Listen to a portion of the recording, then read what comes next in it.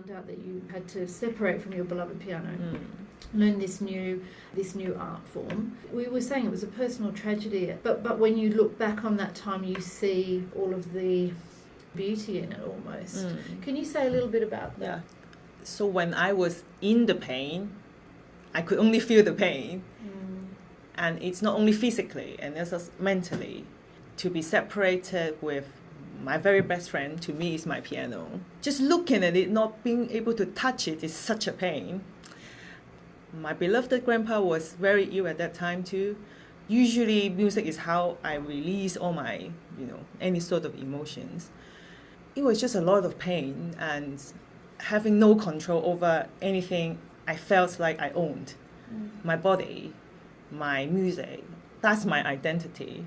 That suddenly is lost. I didn't have a lot of space to think too much. Honestly, I was just trying to reduce my pain in ways that I can. But when I look back, if I have never had this injury, I would have never been able to start learning singing and opera. And I'm sure because that was a few years of very intense training and learning that I suddenly learned so much about this new art form from zero, from scratch. And also when I look back, there were many angels around me which accompanied me along the way.